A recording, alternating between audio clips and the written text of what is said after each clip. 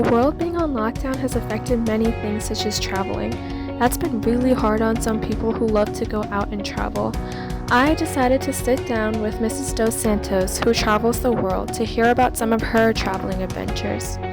To start out, Mrs. Dos Santos tells us how many countries she has visited. I have been to 93 countries. Mrs. Dos Santos has been to 93 countries, but the South Pacific is her favorite. By far, Thailand. I like the food. They're just kind of an open people and they're friendly. They're welcoming to foreigners. It's affordable. There's kind of a peninsula at the bottom of Thailand that there are a bunch of islands that are beautiful and tropical and lush that you can visit. They have an island called Monkey Island. If people like monkeys, I don't. But I think a really cool thing that you can do is you can go see the elephants. You can go to an elephant sanctuary. I got to swim in a river and bathe an elephant. And I went to a tiger sanctuary that are run by monks. And you can get really up close and personal to the nicer tigers. And you really could never get that experience here in the United States. So I thought that was kind of neat too. Mrs. Dos Santos explains the culture in Thailand. Well, they're Buddhist and they're very welcoming. I think something that you don't typically see here in the States are monks walking around everywhere. And they're very strict about how you can interact with the monks. Like if you're a female, you're not supposed to be around them. If you have a sleeveless shirt on, that's a no-no. You have to have your shoulders covered. And if they're sitting in a public transportation, you're not supposed to sit next to them. And if there are no other seats available, you're supposed to get up and give them their seats. The Thai people are really superstitious.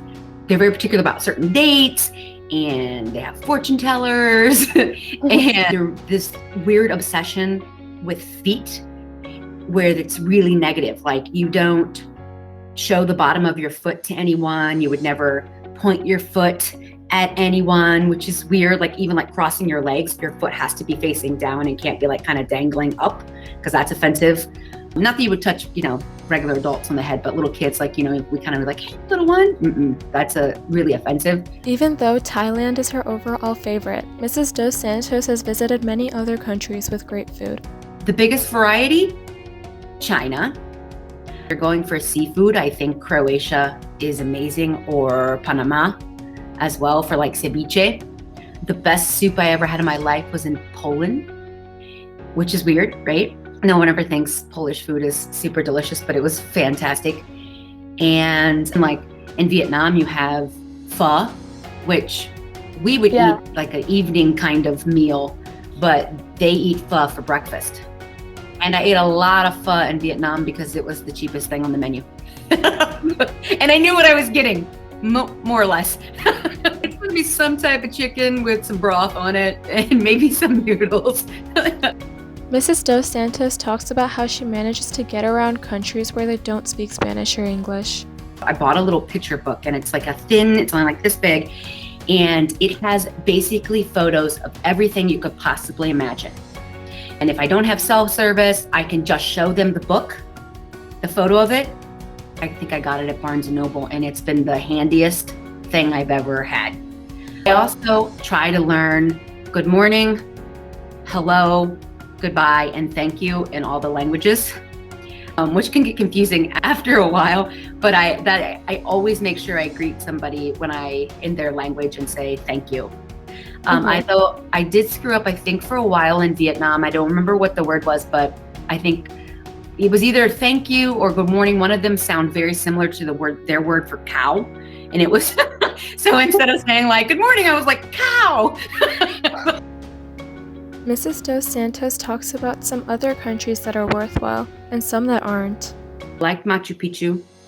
That's the only thing redeemable about Peru that I can say, but I think Machu Picchu was impressive. The view off the cliffs of Moher, that's in Ireland, that's stunning. There is a national park in Croatia. It's called like Plitvice. It's basically a bunch of natural lakes. That it was really memorable and everyone should see that before they die. I know where that was not impressive, like the pyramids of Giza. It literally, this is what they don't show you. Like the pyramids are right here. Then there's like a major highway and a huge Cairo, the whole city. I think it's all out in the middle of nowhere, and it's not. And that was like, I had no idea. I think the Great Wall of China was pretty impressive too, but I think they should call it the Great Climb of China, because all it is uneven stairs that you keep going up and up to nowhere. Mrs. Dos Santos talks about where she would like to travel next. Now I'm kind of working on the whole, where can I go since I'm vaccinated? And I'd really like to go to Indonesia or Malaysia, or both at the same time.